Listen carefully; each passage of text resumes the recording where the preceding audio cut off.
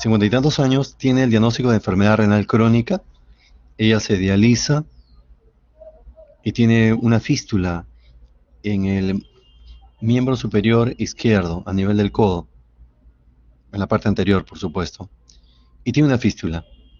Pero ella acude porque nota aumento de volumen justo de ese miembro superior donde está la fístula. Eso es lo que voy a mostrar.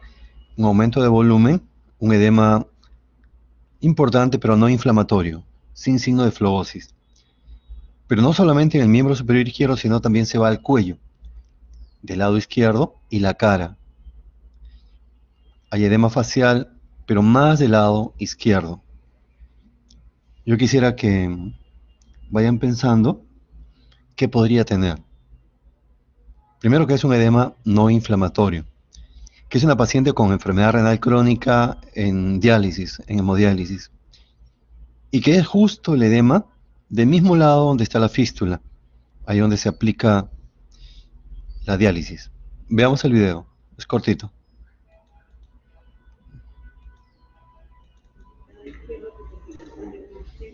Vean, todo el miembro superior izquierdo está aumentado de tamaño, ahí ven la fístula arteriovenosa. Está la fístula, una fístula que está activa, y nos vamos ahora al cuello, vean, hay aumento de volumen de la hemicara, más del lado izquierdo. Ya, quisiera que alguno de los compañeros comente, comentarios. ¿Cuál puede ser la causa de este edema? ¿Y por qué se va al cuello? ¿Por qué se va a la cara? ¿Puede ser un linfedema, doctor? Ya, pero yo quisiera, claro, sí, tú lo dices por la intensidad, claro que sí, ¿no? Los linfedemas son bastante así severos en cuanto a tamaño. Pero quisiera que lo orientes hacia que está en diálisis y que tiene una fístula. Si tiene una fístula, puede hacer turbulencias y puede hacer trombos, ¿no? Entonces, supongamos que se hubiera formado un trombo, un coágulo, para que el edema llegue al cuello y la cara, ¿qué vena se estaría obstruyendo?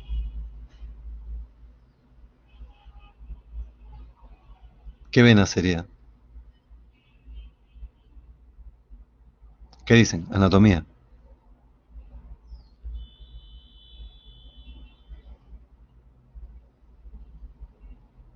¿Alguno de los compañeros?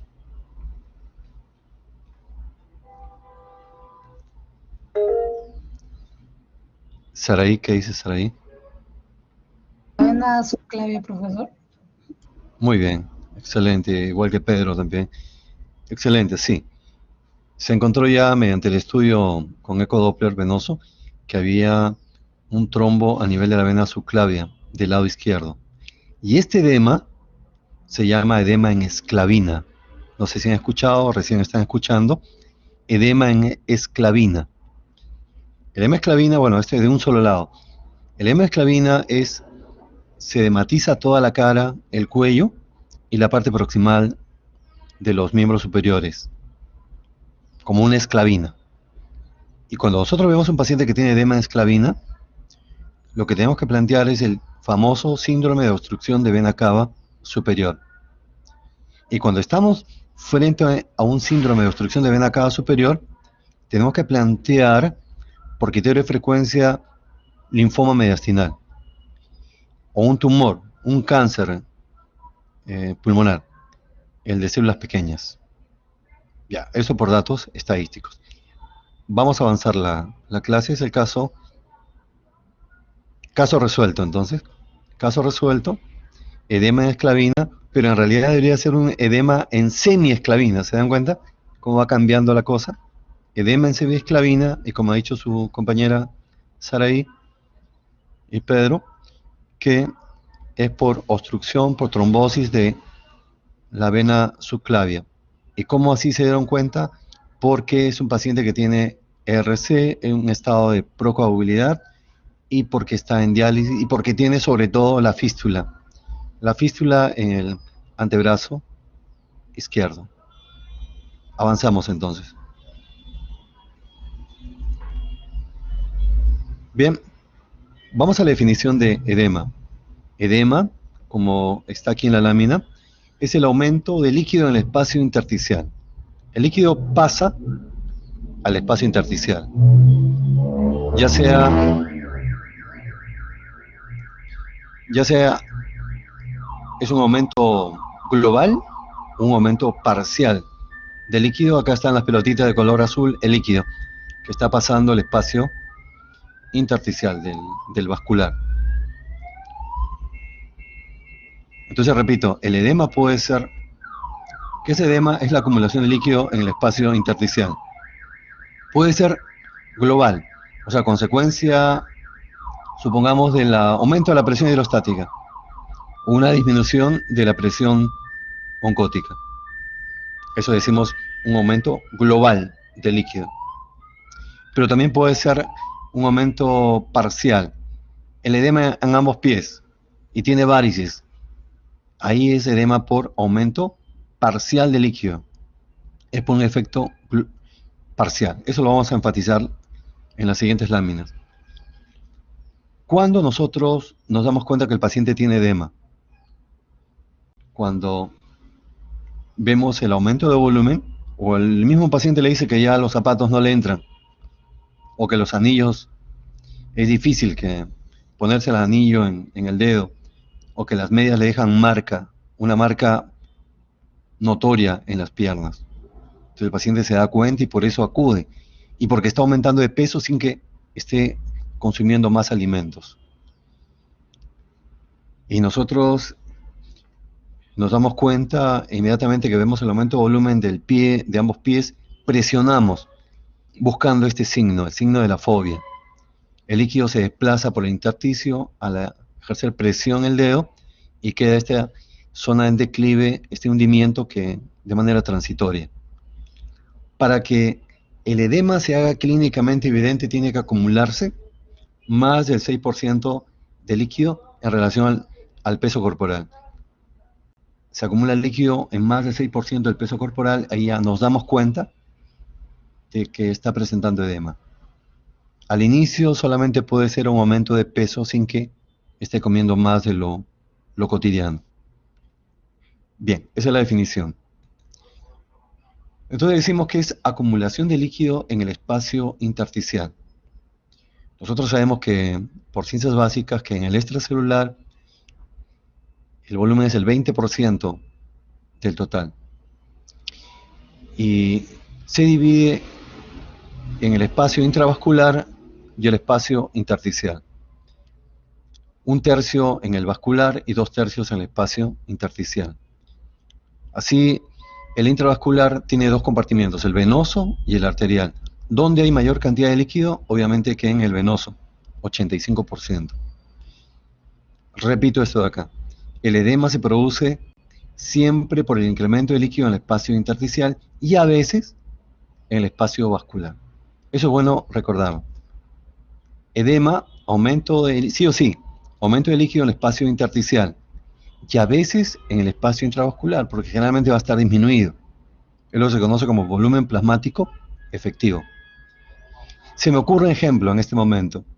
¿Cuándo habrá edema por acumulación de líquido en el espacio intersticial y además por aumento de líquido en el espacio vascular?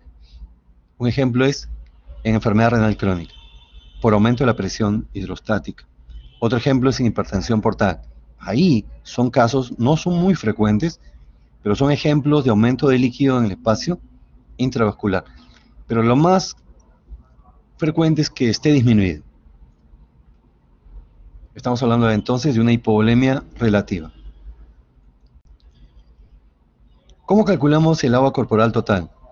En los varones el peso por 0,6, si pesa 70 kilos, ahí tiene el cálculo, 70 por 0,6, 42 litros.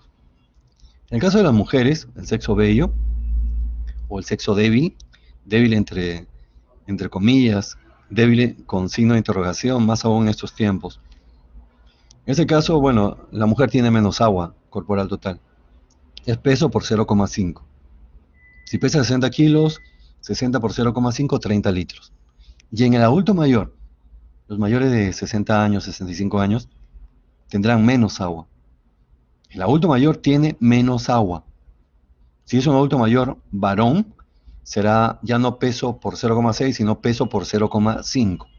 Y si es mujer, ya no será peso por 0,5, sino peso por 0,45.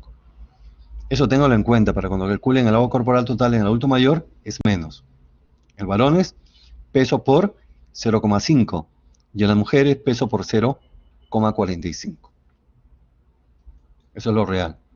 Bueno, ahora nos vamos a hacer el enfoque semiológico, el enfoque diagnóstico. Yo le recomiendo a los alumnos en la práctica, es más, les dejo encargos para que hagan sus mapas conceptuales. No solamente a los alumnos, a los internos, a los residentes. Es lo más recomendable, tener sus esquemas en el papel, en el celular, en la computadora y luego acá en la mente. Vamos a hacer eso.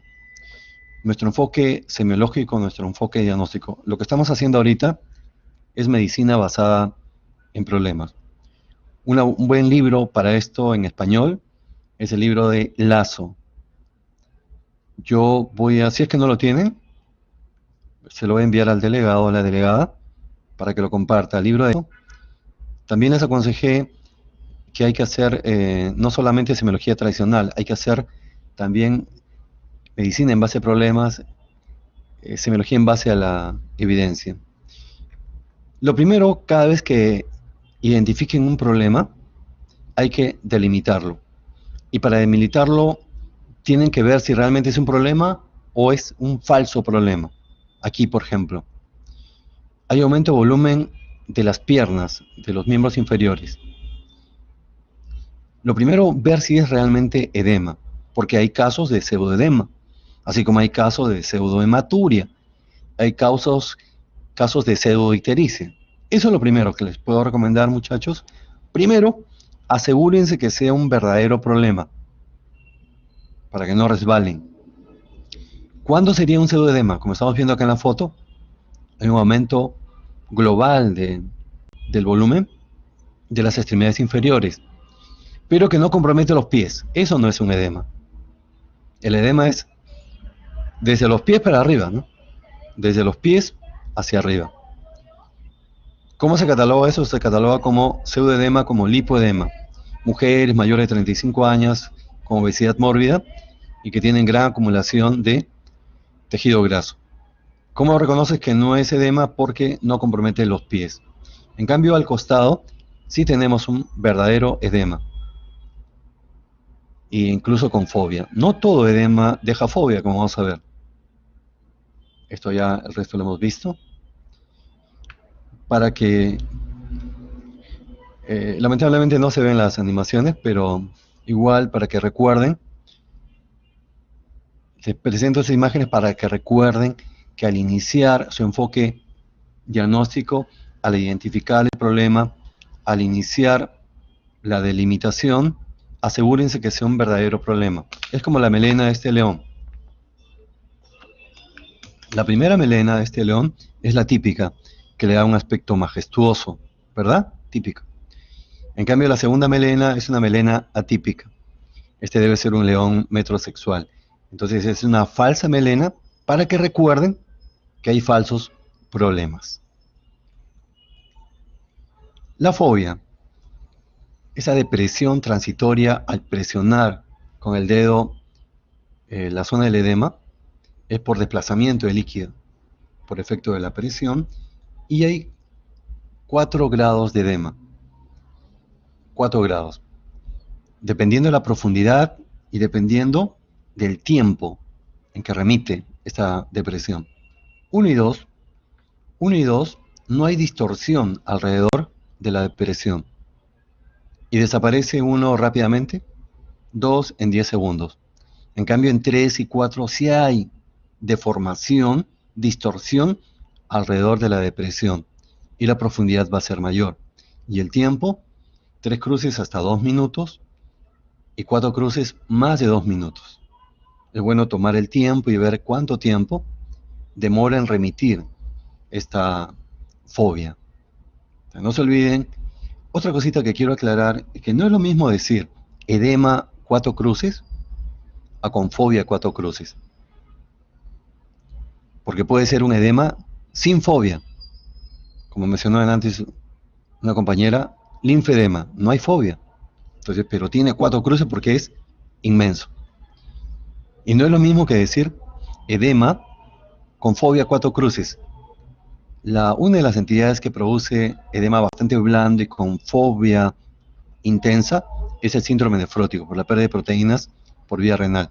Ahí hay gran cantidad de fobia. La mayor fobia que pueden encontrar, cuatro cruces puede ser. Aclarado entonces, continuamos con nuestro enfoque semiológico. Una vez que me aseguro que es clínicamente edema real, verdadero, ¿cuál es el siguiente paso? Ver si es generalizado o localizado.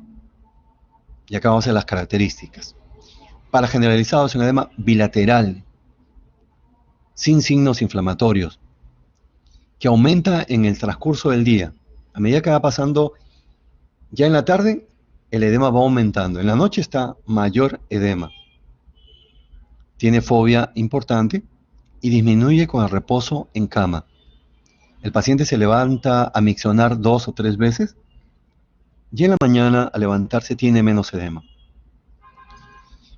Al adoptar la posición de decúbito, aumenta el retorno venoso y aumenta el filtrado glomerular, disminuye el edema cuando es generalizado. Eso no ocurre cuando es localizado. El localizado generalmente es unilateral, es inflamatorio, como estamos viendo acá en esta pierna izquierda. Tiene, además de tumor, calor, rubor, dolor. Y no disminuye con el reposo, o tiene fobia discreta o no tiene fobia. Ahora, en esta parte del camino, ustedes saben que en medicina no hay absolutos. Eso es lo primero que hay que aprender. En medicina no hay absolutos. La medicina te va a sorprender. A cada rato la medicina te puede sorprender. Y hay que estar preparados para eso. Para las excepciones. Dicen que la excepción confirma la regla. Entonces yo le pregunto a alguno de ustedes que quiera contestar esto. ¿Puede haber edema generalizado que sea bilateral en los dos pies, pero es generalizado? O sea, producto de una insuficiencia cardíaca, una insuficiencia hepática. No, perdón, me corrijo. El edema generalizado por insuficiencia hepática, insuficiencia cardíaca, es bilateral, correcto. Ya, mi pregunta es al revés. ¿Existe un edema que sea localizado, pero de ambos pies? O sea, que sea bilateral. ¿Quién me puede dar un ejemplo? Una excepción serían, porque el edema localizado generalmente es unilateral. Quiero que me digan una causa de edema localizado, pero bilateral. ¿Quién me puede ayudar?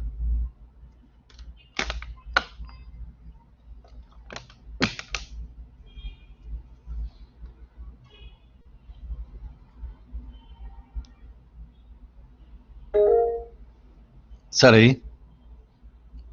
Pero podría ser en el caso, por ejemplo, de la elefantiasis, que es originado por la Burkhardt Bancrofti. Ya, claro, podría ser. Pero hay uno más frecuente todavía, Saraí. Uno que lo vemos en la consulta todas las semanas.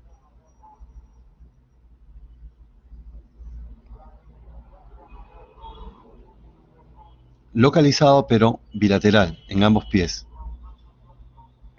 ¿La insuficiencia cardíaca, doctor? No, pero que sea localizado. Insuficiencia cardíaca es generalizada. O sea que el problema está en los pies nada más. Que el problema está en las piernas. Claramente mujeres ya mayores, gorditas.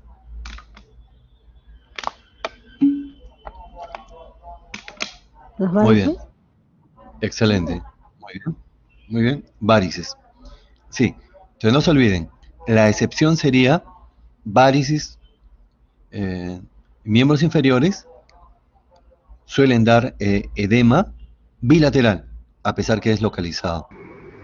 Ya, esa es la excepción. Acá tienen edema generalizado Solamente para reafirmar lo que ya he mencionado, generalizado es bilateral, no inflamatorio, y vean, la fobia, muy notoria. Este edema, me doy cuenta que acá el edema es bastante blando, porque la marca que deja al presionar, acá han presionado todos los dedos, se emocionaron, es como cuando usted presionas mantequilla, esta mantequilla que la sacas de la refrigeradora, así de blandito. Ese edema es por hipoaluminemia. Y el edema por hipoaluminemia puede ser carencial o por pérdida. Y cuando es por pérdida renal es síndrome nefrótico. Si el paciente está echado todo el tiempo, es postrado, hay que buscar edema en las zonas de presión, a nivel del sacro, pantorrillas, tobillos.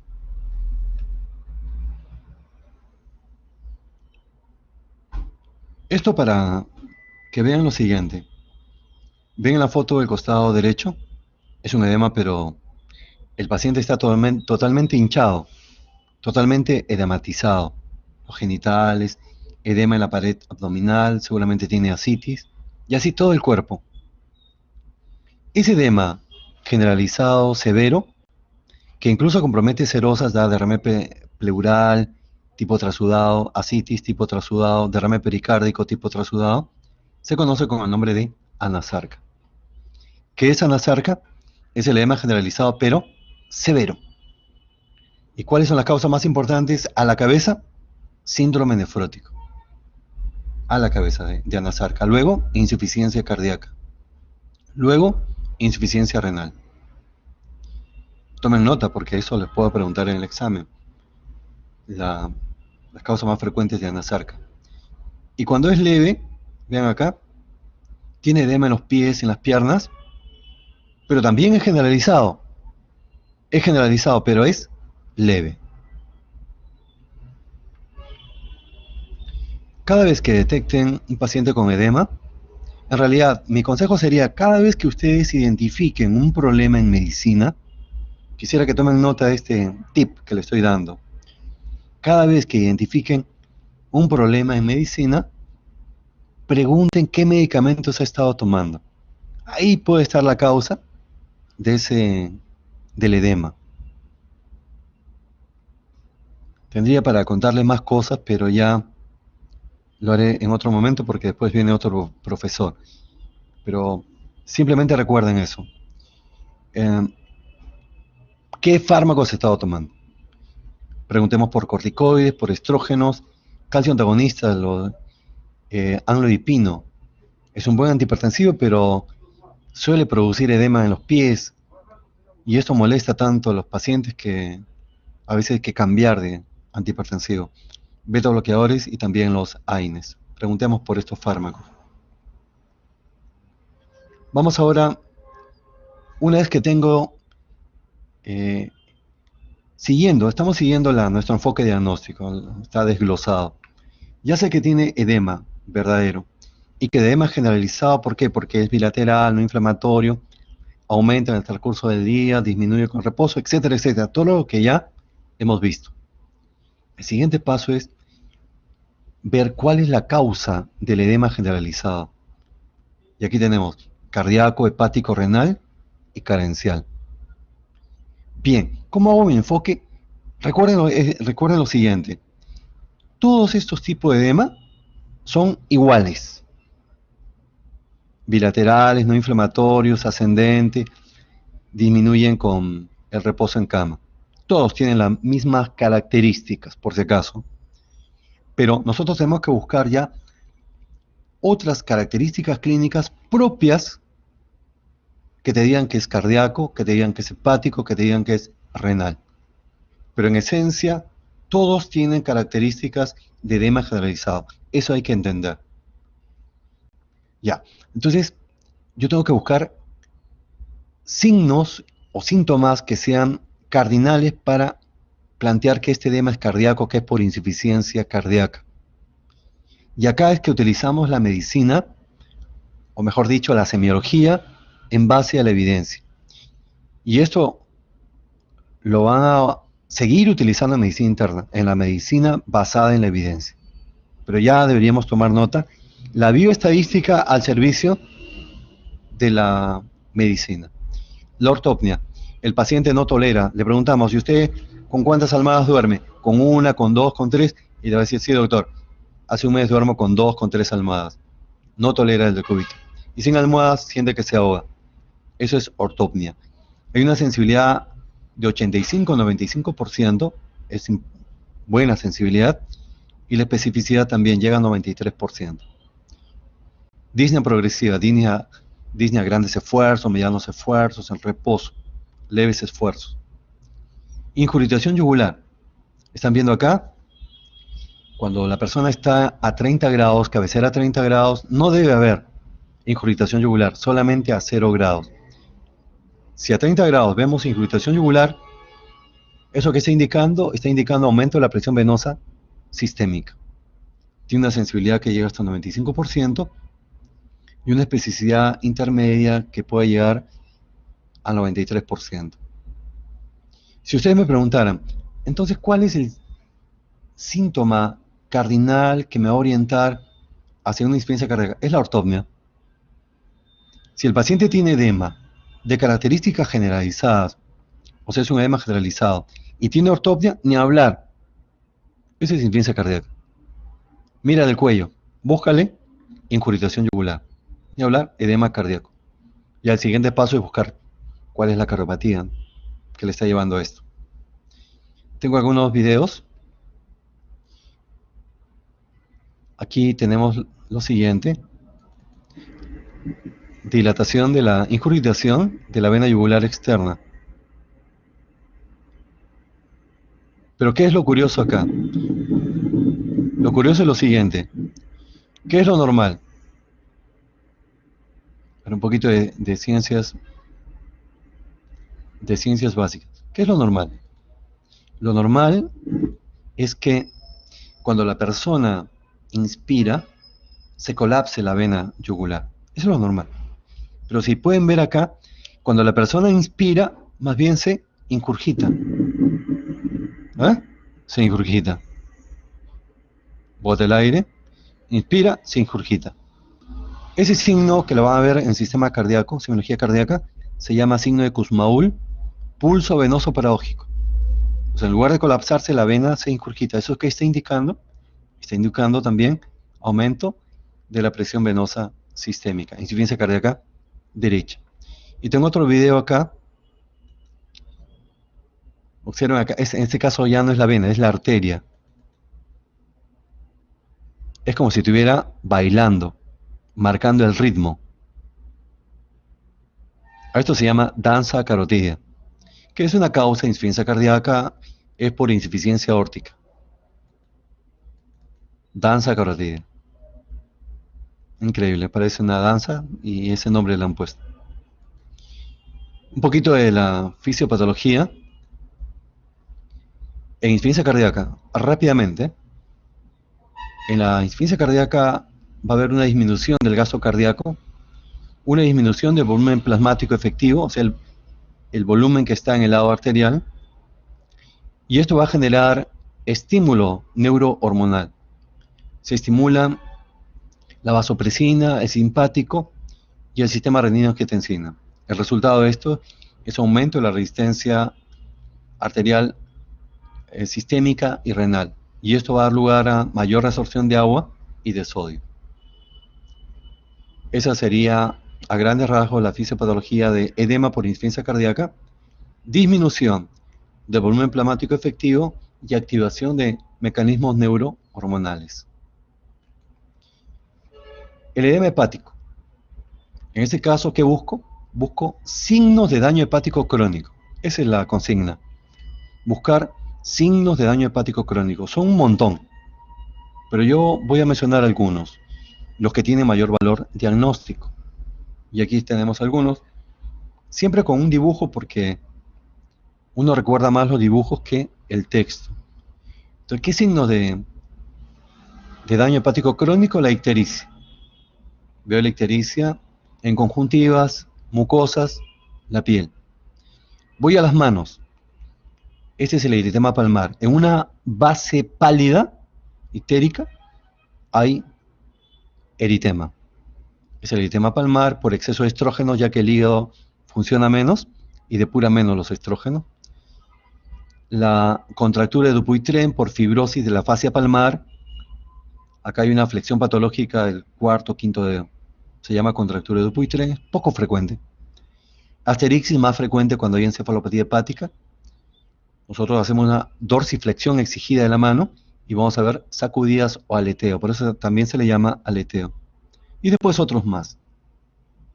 Solamente les menciono algunos que te van a decir si tiene edema, supongamos, tiene edema y además ictericia y estigmas de daño hepático crónico, palmas hepáticas, asterixis, tiene en los varones ginecomastia por disminución de la depuración de estrógenos, ni hablar. ¿Cuál es su diagnóstico? Puede tener también equimosis por coagulopatía. El diagnóstico es edema hepático. Ni hablar, no admite discusión. Edema hepático. Aquí tengo unos datos estadísticos. ¿Cuál es el valor diagnóstico del eritema palmar, de las telangiectasias? La sensibilidad es baja, pero la especificidad es alta. Ahí tienen los números. La ascitis. El encontrar matidez en los flancos del abdomen tiene una sensibilidad importante, pero es poco específico. Podría ser grasa también. El síndrome de oleada, que lo van a aprender cuando hagan el sistema digestivo, semiología digestiva, tiene una baja sensibilidad, pero una especificidad de 82% que sería regular. Acá vamos a ver un procedimiento que se llama paracentesis. Observan la característica, la fuerza con la que sale el chorro de líquido, color amarillo, pajizo. Doctor, no se ve nada, disculpe.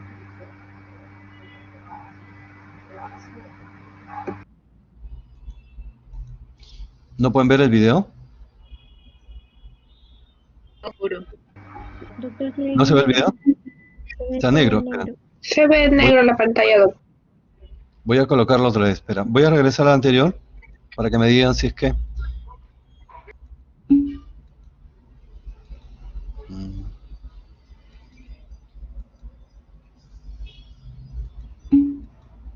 ¿Ahí pueden ver?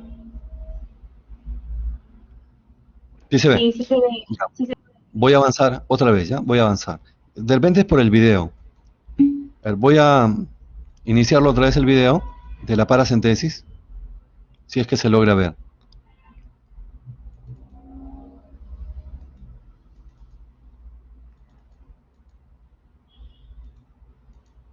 ¿Se puede ver el video? Sí, doctor, sí se ve. Sí, doctor. No, Ya, no, observen la fuerza del chorro, el color amarillo pajizo, tiene abundante cantidad de líquido. Por el líquido parece que fuera un trasudado. Podría ser por insuficiencia hepática, hipertensión portal.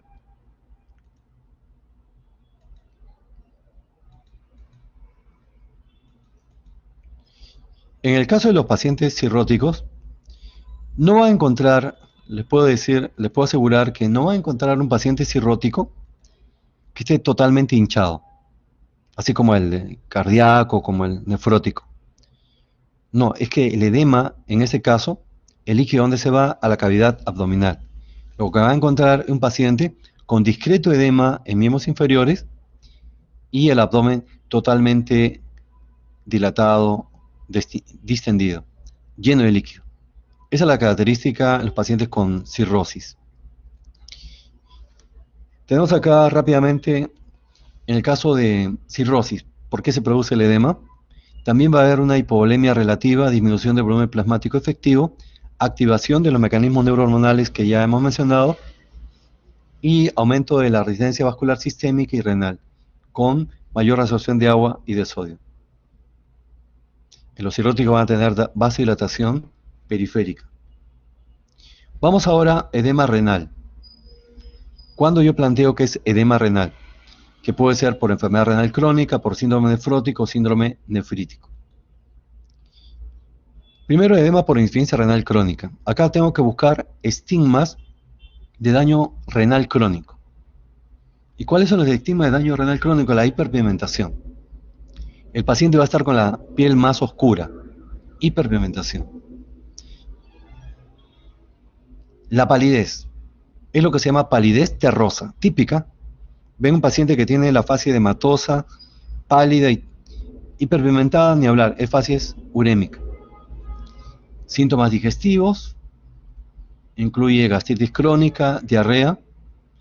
En el sistema nervioso, cambio de conducta, depresión del estado de conciencia, que traduce una encefalopatía urémica.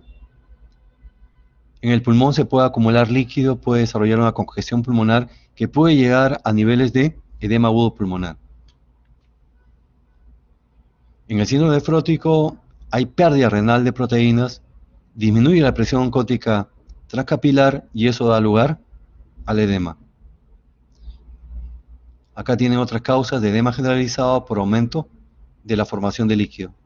Cuando aumenta el gradiente de presión hidrostática transcapilar, lo que dijimos, hipertensión portal, insuficiencia cardíaca sobre todo derecha y síndrome nefrítico. En este caso, hay un aumento del gradiente de presión hidrostática transcapilar. En cambio, cuando disminuye la presión oncótica transcapilar, es por pérdida de proteínas. Por vía renal, síndrome nefrótico, por menor producción de proteínas, cirrosis, falta de aporte de proteínas carencial y edemas especiales, el mixedema. Pacientes con hipotiroidismo. ¿Se acuerdan del equilibrio de Starling? Va a haber un equilibrio entre la salida y la entrada de líquido. Está dependiente de la permeabilidad y el gradiente de presión hidrostática transcapilar. Sacan líquido del capilar. En cambio, el gradiente de presión oncótica impide la salida de líquido del capilar. Mientras se mantenga este equilibrio, no tiene por qué desarrollar edema. Esta es la gradiente de presión hidrostática transcapilar, que equivale a 23,5. Este es un resumen. El resumen que dice que el edema generalizado puede darse por dos mecanismos: por aumento de formación de líquido o por disminución de resorción de líquido. ¿Cuáles son los mecanismos del aumento de formación de líquido? Cuando aumenta el gradiente de presión hidrostática transcapilar. Ejemplo, hipertensión portal. Cuando disminuye el gradiente de presión oncótica transcapilar. Ejemplo, síndrome nefrótico. Y aumento de la permeabilidad por una alergia.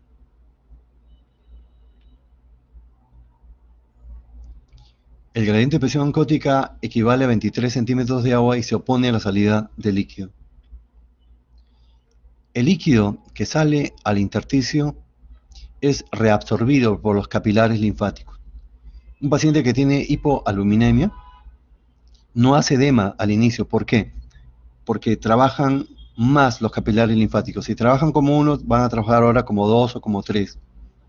Pero va a haber un punto de corte cuando en hipoalbuminemia aparece el edema. Y ustedes lo van a ver en la práctica.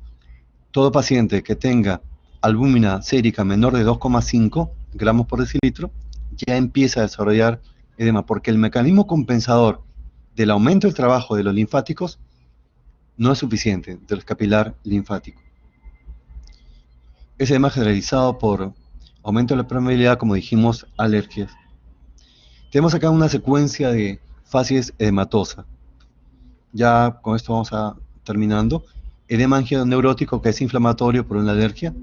El edema de esclavina, que hemos mencionado, por obstrucción de vena cava superior. La fase de mixematosa en pacientes con hipotiroidismo. Aquí congestión conjuntival por conjuntivite. Edema localizado, ya hemos mencionado las características. Puede darse por aumento de la permeabilidad, alergia, disminución del retorno venoso, una trombosis venosa profunda, disminución del drenaje linfático, linfedema, como ha mencionado una de sus compañeras. Así que veremos rápidamente cada una de estas, pero rapidito nada más. Si el edema es inflamatorio, unilateral, con fiebre, con leucocitosis, el diagnóstico de celulitis. Y los agentes infecciosos más frecuentes son Staphylococcus aureus o el Streptococcus pyogenes. Requiere antibióticos. En los pacientes que tienen hemiplegia, hemiparesia, o sea, debilidad muscular de un lado por secuela de un accidente cerebrovascular, van a ver que se edematiza el lado parético. Y esto sucede por alteración de la regulación vasomotora. No remite con diuréticos, requiere fisioterapia. Aquí tenemos una paciente posoperada, le extirparon el útero y al segundo día presenta edema inflamatorio de toda la extremidad izquierda. En este caso, ¿cuál es el diagnóstico? Trombosis venosa profunda. ¿A qué nivel? Iliofemoral. ¿Y cuál es el riesgo de que ese trombo llegue hacia el tórax y produzca un tromboembolismo pulmonar? Ese es el riesgo de estos casos. Y eso más cuando el trombo está por encima de la rodilla. Actualmente utilizamos SCORE para todo. SCORE para, en este caso, el SCORE de Wells, para ver la probabilidad clínica de que se trate un trombo venoso profundo. Ustedes aplican este SCORE y vemos qué probabilidad tiene de que sea una trombosis venosa profunda y si justifica o no que le hagan un ecodoppler para confirmar el diagnóstico. Hay SCORE para todo. Ustedes son de la generación de los SCORE. La flebitis, con eso ya acabamos. Vemos generalmente donde el paciente ha tenido la aguja de la venoclisis, que hay aumento de calor, una zona flogótica y con la vena inflamada, con la vena dolorosa. Se llama tromboflebitis, solamente se requiere que apliquen unos pañitos de agua tibia y un antibiótico suave, suficiente. ¿Cómo reconocer que el edema es crónico? Porque es duro. ¿Y por qué es duro? Porque ya ha habido hipersecreción de fibroblastos. Por eso es duro, eso me indica cronicidad. Porque está pigmentada la piel. Primero de color rojo ocre y después ya hipercrómico. ¿Y por qué se pigmenta la piel? Porque no solamente al intersticio sale líquido, plasma, sino también células, glóbulos rojos, los cuales se catabolizan y dan lugar a un pigmento conocido como hemosiderina y colorea la piel. Y después la piel está más delgada, adelgazada. ¿Por qué? Porque bajo la piel se acumula fibrina. Eso se llama lipodermoesclerosis.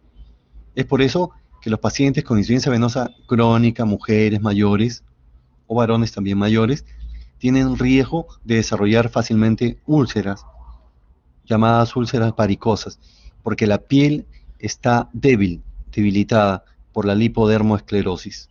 Esta es requiere tiempo, paciencia para que cure y cicatrice esta úlcera. Y por último, el bloqueo linfático, el linfedema, que yo diría que es la causa o el tipo de edema más grande de todos, el más severo de todos. Es duro, frío, con un ganglio a nivel de la ingle. Las causas, cáncer o también algunas enfermedades infecciosas como filariasis, por ejemplo. Esto se llama elefantiasis. Hay un aumento de volumen exorbitante que realmente asusta a quien lo ve por primera vez. Listo, yo creo que ya estamos en la hora.